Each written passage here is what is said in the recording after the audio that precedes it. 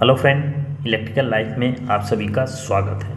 Friends, इस video में हम बात करेंगे बेसिक इलेक्ट्रिकल के कुछ इंपॉर्टेंट क्वेश्चन जो कि आपके किसी भी एग्ज़ाम के लिए इंपॉर्टेंट हो सकते हैं। ठीक है, तो एक एक क्वेश्चन को आप ध्यान से देखिए। पहला क्वेश्चन हमारा है कि फॉर ए गिवन वोल्टेज, यानी एक वोल्टेज, गिवन वोल्टेज यानी वोल्टेज आपका जो है वो कांस्टेंट है। वोल्टेज क्या है? कांस्टेंट है। ठीक है। 4 heating coils will be produce maximum heat when. अब देखिए क्वेश्चन को समझिए पहले। फॉर ए गिवन वोल्टेज मतलब एक वोल्टेज आपको दिया गया है कंफर्म, जैसे सपोज आपको मान लीजिए 220 वोल्ट दे दिया गया या फिर 110 वोल्ट, कुछ इतना दे दिया गया।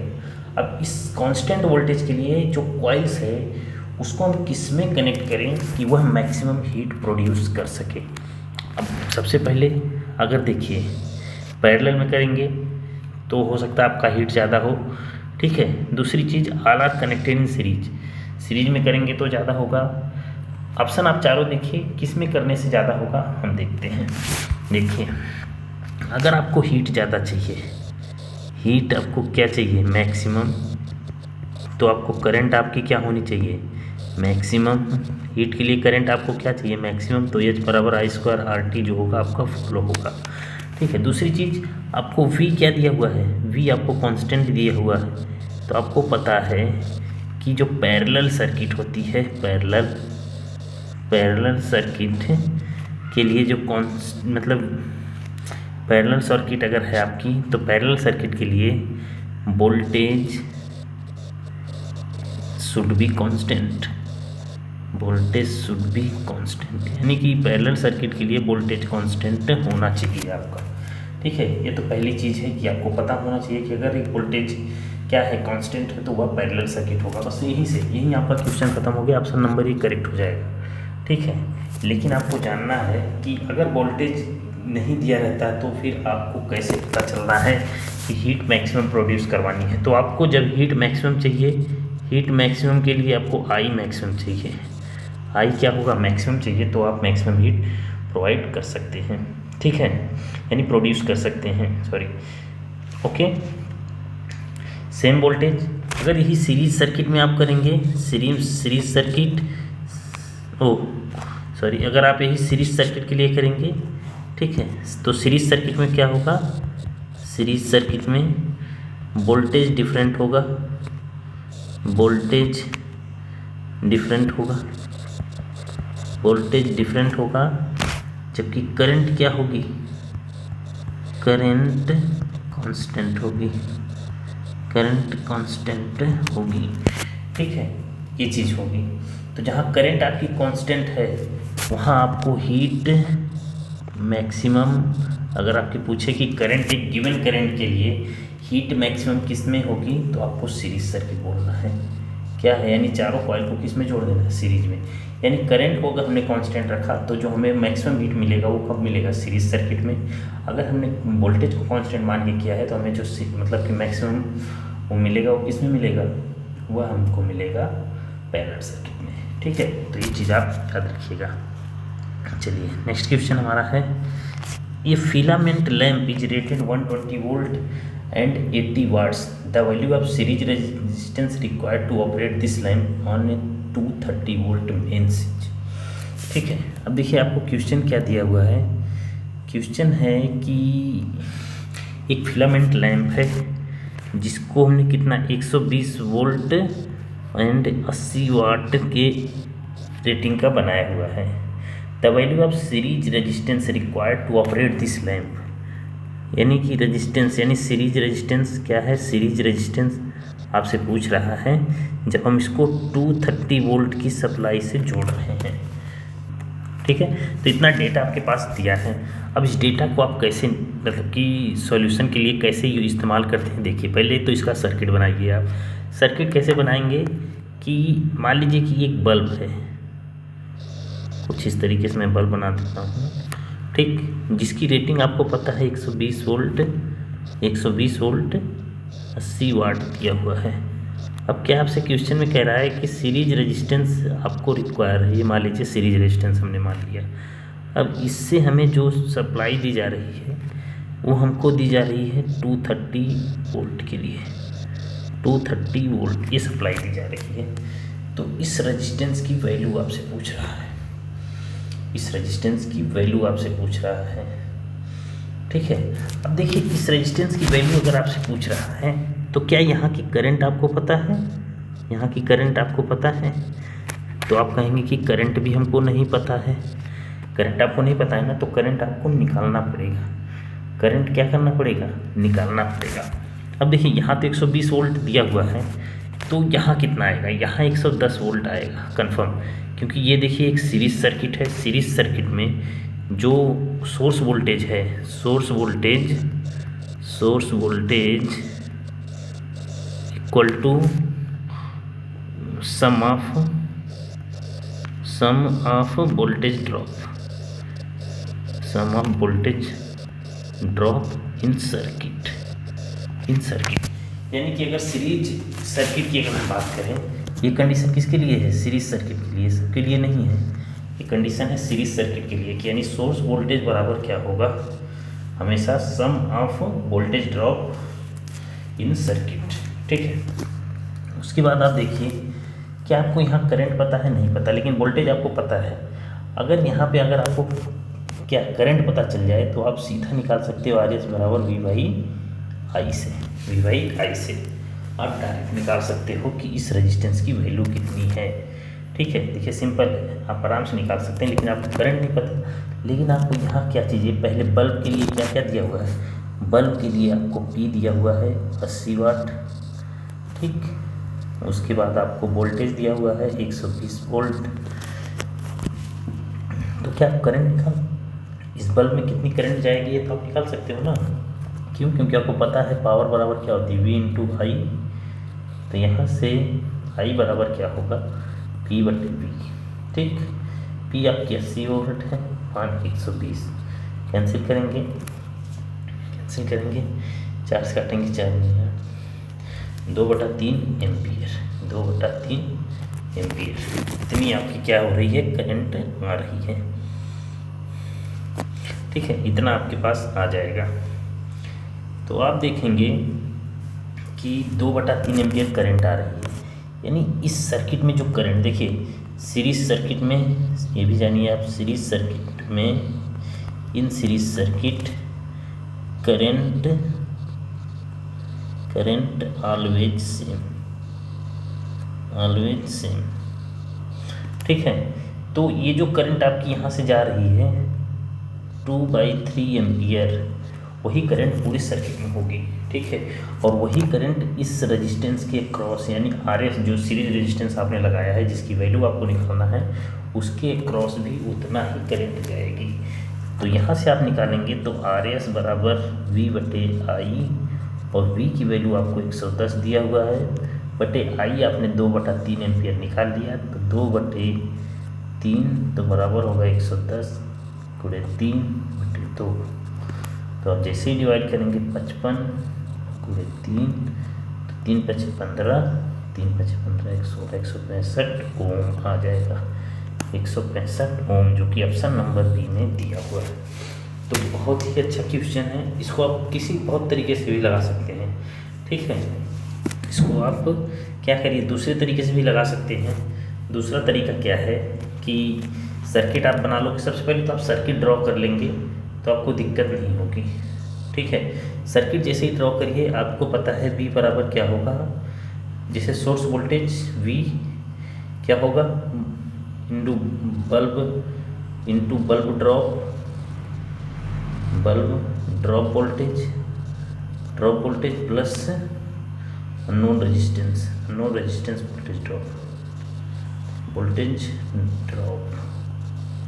ठीक है, दोनों का वोल्टेज ड्रॉप अगर आपको पता है तब भी आप इस तरीके से निकाल सकते हैं। ठीक है, इस तरीके से निकाल सकते हैं। दूसरा ये तरीका है, लेकिन करंट आपको हमेशा इस्तेमाल करना पड़ेगा 2/3 एम्पियर।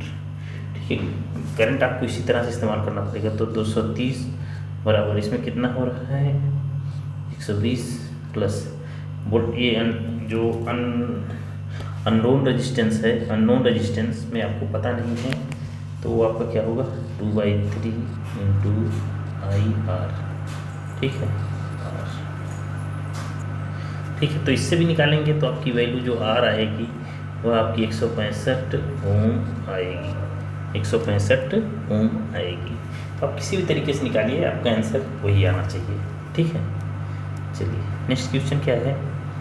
नेक्स्ट क्वेश्चन आपका है which of the following determine total power in A series circuit. अब देखिए कोई सीरीज सर्किट है, उसमें आपको कह रहा है कि टोटल पावर कौन डिटरमाइन करता है। सीरीज सर्किट मान लीजिए हमें इस तरह से एक रेजिस्टेंस लगा देते हैं, एक हम वोल्टेज लगा देते हैं, ठीक, ये भी होगा, यहाँ से आई करंट फ्लो होगी, ये हमारा रेजिस्टेंस है। ठीक है, तो एक सीरीज सर्किट के लिए हमें क्या चीज़ ज़रूरी है कि हम उसका क्या निकाल सकें। मतलब आपसे अगर पूछा जाए कि total power in A series circuit कैसे निकालेंगे, तो total power in series circuit, total power in series circuit P बराबर V इंटू आई, P बराबर क्या होगा V इंटू आई, इसी से निकालेंगे जो कि ऑप्शन नंबर ए में आपको दिया हुआ है। तो आपको इसी फॉर्मूले से आपको निकालना है, जो कि आंसर नंबर आपका ऑप्शन ए करेक्ट हो जाएगा। ठीक है, चलिए नेक्स्ट क्वेश्चन को देख लेते हैं। नेक्स्ट क्वेश्चन है कि when an electric current flow through a conductor its temperature rise, this is because of. ठीक है, देखिए जब भी किसी सर्किट से कोई करंट फ्लो होती है, ठीक है, तो ऐसे क्वेश्चन देखिए आए, क्या है क्वेश्चन है आपका कि when an electric current flow through a conductor its temperature rises, this is because of. अगर किसी सर्किट से, ठीक है, किसी भी सर्किट से या फिर कहीं से भी अगर करंट आपकी फ्लो होती है तो वहाँ पे टेम्परेचर राइज होता है। अभी किसके कारण होता है, बहुत ही बढ़िया क्वेश्चन है, एकदम ध्यान से देखिए कि mutual collision between metal and atom. अब यहाँ ना तो मेटल है। सबसे पहली चीज़, ऑप्शन को आपको कैसे ख़त्म करना है, देखिए इलेक्ट्रिक करंट फ्लो होने का मतलब क्या, चार्ज फ्लो होना, चार्ज का फ्लो होना, और चार्ज मतलब आपका कौन सा चार्ज, इलेक्ट्रॉन का फ्लो होना।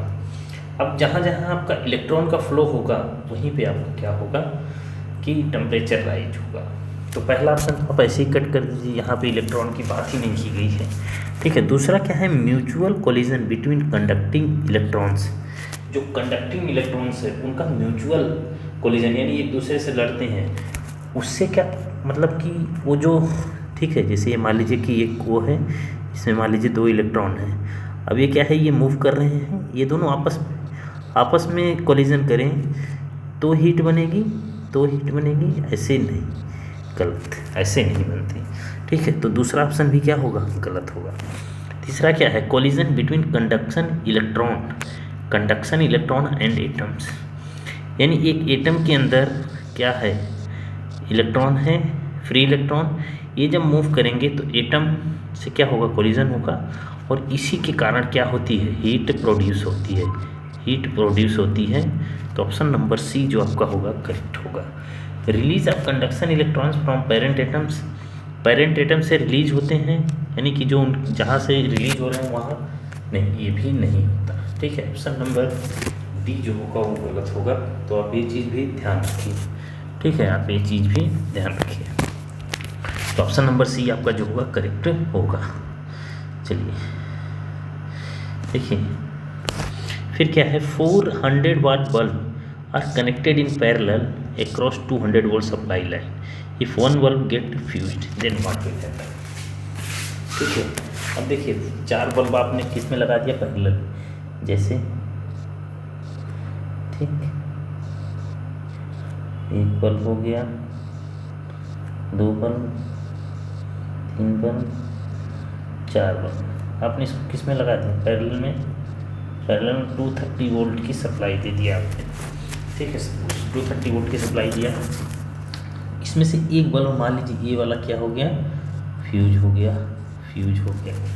ठीक है, तो क्या होगा, तो आपको याद रखना है कि पैरेलल सर्किट पहले आपको ध्यान देना है क्वेश्चन कि सर्किट क्या है, सर्किट आपकी पैरेलल है। तो पैरेलल सर्किट में ध्यान से सुनिए, पैरेलल सर्किट में जो voltage voltage across all bulb will be same voltage, देखिए voltage across all bulb will be same, यानी जितने बल्ब लगे हैं सबके अक्रॉस वोल्टेज क्या होगी, सेम होगी। पहला पॉइंट आपको याद रखना है। दूसरा point, current will be different, current will be different, current will be different, current क्या होगी, डिफरेंट होगी। ठीक है, तो इसका मतलब है कि अगर वोल्टेज सबके क्रॉस सेम है, सेम का मतलब ये 230 वोल्ट आप दे रहे हो, तो यहाँ पे भी 230 वोल्ट, यहाँ पे भी, यहाँ पे भी और यहाँ पे भी, हर जगह 230 वोल्ट मिलेगा। ठीक है, तो हर जगह 230 वोल्ट मिल रहा है, तो आपको क्या करना है, ठीक है, हर जगह 230 वोल्ट मिला तो आपको क्या करना है, ठीक है, आपको कुछ नहीं करना, यानी एक फ्यूज हो गया, कोई बात नहीं, इसके यहाँ भी 230 मिल रहा है, इसके यहाँ, इसके यहाँ, यानी आपको याद रखना है कि अगर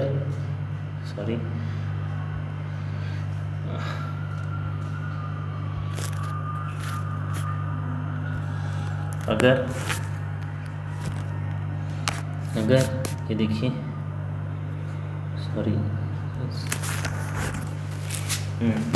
देखिए अगर कोई सर्किट है, बल्ब पैरेलल में है, तो अगर एक बल्ब फ्यूज होता है तो सर्किट में बाकी बल्बों पर कोई इफेक्ट नहीं पड़ेगा, वो बल्ब आपके वैसे के वैसे जलते रहेंगे। ठीक है, सर्किट में कोई भी इफेक्ट नहीं पड़ेगा, याद रखिए। लेकिन अगर सीरीज कनेक्शन, सपोज इस तरह से हम देखिए, ये सीरीज कनेक्शन है, ठीक है, कुछ इस तरीके से मान लीजिए हमने कोई वोल्टेज लगा दिया 230 वोल्ट। ठीक है, अगर इसमें से कोई बल्ब खराब होता है, सपोज ये बल्ब खराब हुआ, ये वाला हुआ या ये वाला, तो पूरी सर्किट का कनेक्शन क्या होगा, कट हो जाएगा। यानी अगर ये वाला बल्ब खराब हो गया तो ये कैसा सर्किट बन जाएगा, कुछ ऐसे, ठीक है, कुछ ऐसे बन जाएगा आपका। ठीक है, कुछ ऐसे आपकी सर्किट बनेगी 230 वोल्ट। एक मान लीजिए ये बल्ब B1 है, ये B1 है, ये B2 बल्ब है। ठीक है, अभी जो B3 था ये क्या हो गया, फ्यूज हो गया। तो फ्यूज होते ही क्या हो जाएगा, अब इसमें देखिए, ये जैसे ही बल्ब फ्यूज होता है ये ओपन सर्किट की तरह बिहेव करते हैं, यानी वहाँ कोई करंट पास नहीं होती जब तक उनमें कनेक्शन नहीं होगा। ठीक है, जैसे ही कोई बल्ब फ्यूज होगा, याद रखिए कि यानी बल्ब फ्यूज बल्ब रेजिस्टेंस आपसे अगर कभी पूछे, फ्यूज बल्ब रेजिस्टेंस तो क्या होगा, इनफाइनाइट, ये भी आपको याद रखना है। ठीक है, तो ये चीज़ होगा। तो फ्यूज बल्ब जो होता है एक ओपन सर्किट की तरह बिहेव करता है, fuse bulb open circuit behave, ठीक है, बिहेव ऐसे ओपन सर्किट, तो जो फ्यूज बल्ब होता है वो ओपन सर्किट की तरह बिहेव करता है। तो आपको याद रखना है कि जैसे ही पैरेलल सर्किट की बात की जाएगी, तो पैरेलल सर्किट में कोई एक बल्ब खराब हो तो सारे बल्ब पे कोई भी इफेक्ट नहीं पड़ेगा और बाकी के जितने भी बल्ब हैं सब चलते रहेंगे। सीरीज सर्किट में अगर एक बल्ब फ्यूज होता है तो बाकी के बल्ब क्या मतलब पूरा कनेक्शन ही कट हो जाएगा, उसमें किसी में करंट नहीं जाएगी। इसलिए क्या होगा, देखिए करंट यहाँ से जा रही थी, मान लीजिए आई, अब आई जो है हर जगह करंट आई है, सीरीज में क्यों नहीं हो रहा, क्योंकि करंट का कनेक्शन ही कट हो गया ना, यहीं जाके करंट अब आगे जाएगी नहीं। जब आगे ही नहीं जाएगी, यहाँ देखिए यहाँ आगे ही नहीं जाएगी, तो फिर कैसे अदर बल्ब में होगा, तो जीरो हो जाएगी, तो किसी बल्ब को नहीं जलाएगा। ठीक है, इसलिए जो हम स्ट्रीट लाइट लगाते हैं, सोडियम वेपर लैंप आपको आता है ना, एक क्वेश्चन की सोडियम वेपर लैंप या फिर स्ट्रीट लाइट किस में जुड़ा होती है, तो स्ट्रीट लाइट जो होती हैं, ठीक है, स्ट्रीट लाइट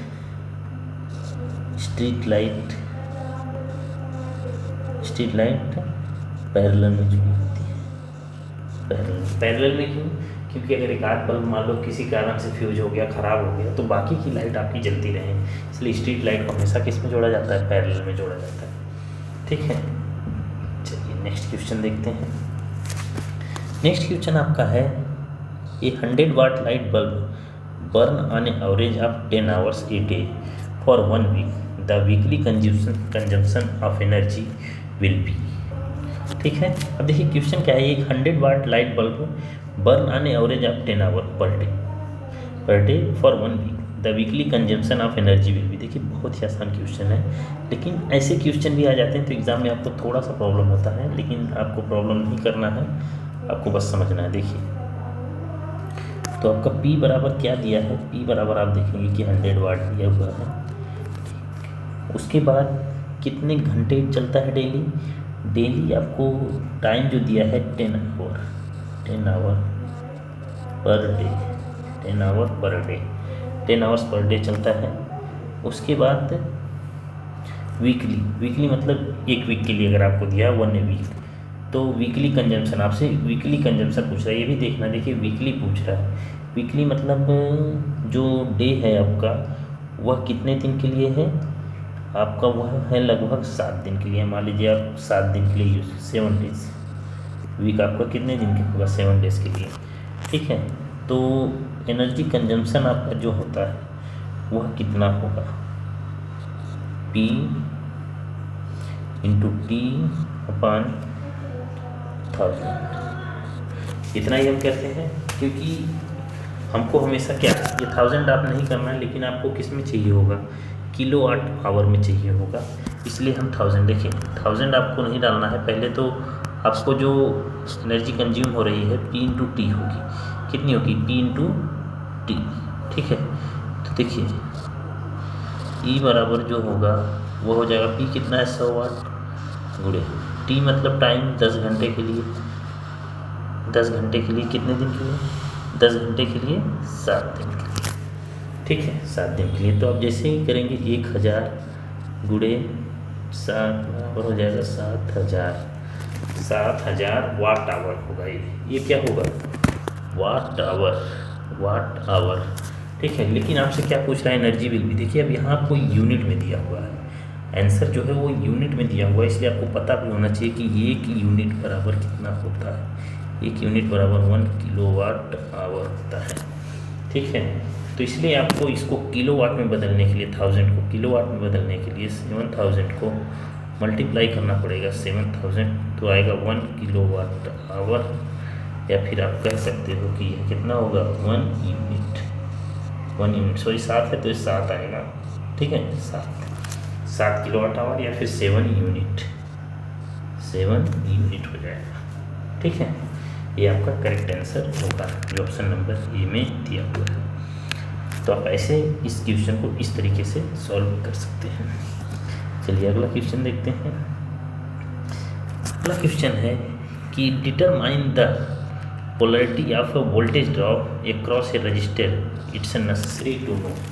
देखिए क्वेश्चन बहुत ही बेसिक क्वेश्चन है कि अगर कोई रेजिस्टेंस है, कोई रेजिस्टेंस कुछ इस तरीके से आपके सामने है, ठीक, ये वोल्टेज है, तो इसके यहाँ जो वोल्टेज ड्रॉप, मान लीजिए रेजिस्टेंस आपको अननोन है, तो यहाँ की जो वी आर की पोलैरिटी है, वी आर की पोलैरिटी आपको जानने के लिए, वी आर की पोलैरिटी जानने के लिए आपको क्या करना होगा, तो हमेशा याद रखिए कि किसी भी, अगर आपको ये पता होना चाहिए कि रेजिस्टेंस जो है ये पावर को क्या करता है, एब्जॉर्ब करता है, पावर एब्जॉर्ब करता है। ठीक है, ये चीज़ तो अभी छोड़िए, लेकिन आपको ये पता है पोलैरिटी जानना है ना। पोलैरिटी जानने के लिए जो पोलैरिटी ये दी गई है, ठीक है, ही सेम पोलैरिटी यहाँ यूज होगी, लेकिन ज़रूरी नहीं है। तो उससे और थोड़ा अंदर जाएंगे तो आपको क्या ज़रूरत पड़ेगी, करंट की।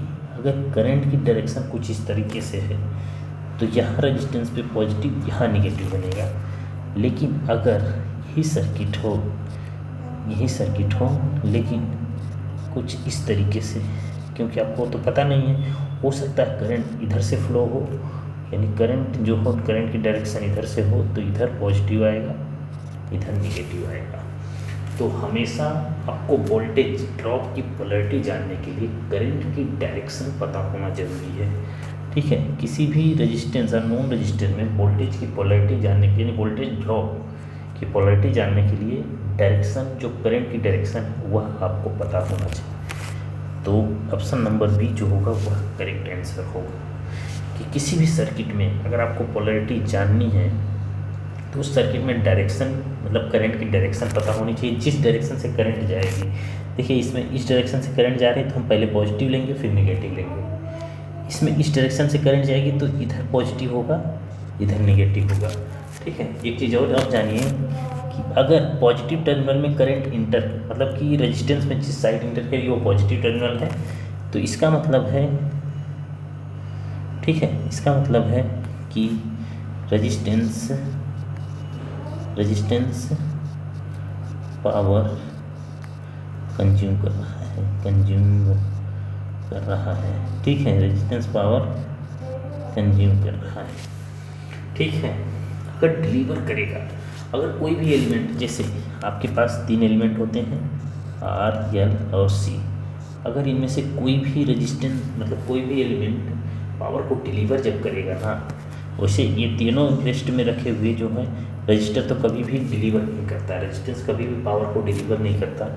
L और C ट्रांजिएंट कंडीशन में करते हैं, वैसे नहीं करते हैं। ठीक है, वैसे ये भी क्या है, ये तीनों के तीनों एलिमेंट आपके क्या करते हैं, पावर को एब्जॉर्ब करते हैं, और इसलिए आपकी जो पोलैरिटी बनती है इनके लिए कुछ इस तरीके से, जैसे ही आप सोर्स लगाओगे ये इधर से जाएगा, ये पॉजिटिव होगा, ये नेगेटिव, करंट इधर से जाएगी, ये पॉजिटिव होगा, ये नेगेटिव, करंट इधर से जाएगी, ये पॉजिटिव होगा, ये नेगेटिव, कुछ इस तरह से पोलैरिटी बनेगी। जिस डायरेक्शन में करंट जाएगी पहले पॉजिटिव बनेगा फिर नेगेटिव बनेगा, को याद रखना है। ठीक है, चलिए अगला क्वेश्चन है, to neglect a current source the terminal across the source are. एक करंट सोर्स है सपोज, देखिए मान लीजिए कि ये हमने करंट सोर्स ले लिया एम्पियर, कुछ इस तरीके से है, या फिर आप कुछ इस तरीके से करंट सोर्स बना रहे हैं। ठीक है, ऐसे, ठीक है, अब इसको नेग्लेक्ट करना है आपको, नेग्लेक्ट। अब देखिए किसी भी चीज़ को, चाहे लाइफ में हो चाहे कहीं भी हो, अगर किसी को नेग्लेक्ट करना है आपको तो उसकी वैल्यू को आपको 0 बनाना है, उसकी वैल्यू को आपको क्या बनाना है, 0। अब किसी करंट की वैल्यू को आप 0 कब बना सकते हो, बस थोड़ा सा सोचिए, एकदम आसान है कि किसी भी करंट की वैल्यू को आपको 0 बनाना है तो उसको क्या करिए, ओपन कर दीजिए। करंट को 0 बनाना मतलब ओपन। आप देखें जैसे ही इसको ओपन करेंगे, इसको जैसे ही आप ओपन करेंगे यहाँ से कोई करंट नहीं होगी, आई की वैल्यू क्या हो जाएगी, 0 हो जाएगी, यानी आई की वैल्यू 0 हो गई, यानी इसके बीच में अब कुछ नहीं। इसके लिए क्या करना होगा आपको, करंट को 0 बनाना मतलब उसको शॉर्ट्स को ओपन सर्किट करना है। ठीक है, आई 0 बराबर ओपन सर्किट। ये बहुत बार आपसे पूछा जाएगा कि करंट को नेगलेक्ट करने के लिए, करंट को एक आइडियल करंट सोर्स, ऐसे टाइप का क्वेश्चन पूछा जाएगा कि करंट को 0 बनाने के लिए आपको क्या करना है, ओपन सर्किट करना है। अब एक आइडियल करंट सोर्स है, ठीक है, एक आइडियल करंट सोर्स है तो उसका रेजिस्टेंस कितना होगा, ठीक है, उसका रेजिस्टेंस कितना होगा, तो आप याद रखिए। अगर कभी आपसे पूछता है कि एक आइडियल करंट सोर्स, देखिए एक आइडियल करंट सोर्स रेजिस्टेंस तो क्या होता है, इनफाइनाइट होता है, इनफाइनाइट। ठीक है, ये आपको याद रखना है, इसमें आपको कोई भी गलती नहीं करनी है। ठीक है, कि इंटरनल, ये जो रेजिस्टेंस है क्या है, इंटरनल, एक्सटर्नल तो आप कुछ भी लगा सकते हैं, लेकिन ये कैसा रेजिस्टेंस है, इंटरनल रेजिस्टेंस है। ठीक है, अब देखिए ओपन सर्किट किसके लिए कर रहे हैं हम, करंट सोर्स के लिए। ठीक है, करंट सोर्स के लिए। लेकिन अगर आपसे वोल्टेज सोर्स पूछ ले, ठीक है, तो वोल्टेज सोर्स को नेगलेक्ट करने के लिए वोल्टेज सोर्स को अगर आपको 0 बनाना है, ठीक है, तो आपको क्या करना पड़ेगा, शॉर्ट सर्किट। क्या करना पड़ेगा, शॉर्ट सर्किट, यानी शॉर्ट सर्किट आप करेंगे तो वोल्टेज जो होगा वो क्या हो जाएगा, 0 हो जाएगा एक शॉर्ट सर्किट के लिए। ठीक है, उसके बाद आपको जो वोल्टेज मतलब एक आइडियल वोल्टेज सोर्स का resistance, real voltage source resistance क्या होता है, जीरो होता है, ये भी आपको याद रखना है। एक आइडियल वोल्टेज सोर्स का रेजिस्टेंस जो होगा वह जीरो होगा। कैसा, इंटरनल, देखिए एक्सटर्नल की बात नहीं कर रहे, इंटरनल, ठीक है, इंटरनल। तो आज की वीडियो में इतना ही। नेक्स्ट वीडियो में हम और भी इंपॉर्टेंट क्वेश्चन लेके मिलेंगे। तब तक आप वीडियो को ध्यान से देखिए और चैनल को सब्सक्राइब कर दीजिए, ठीक है।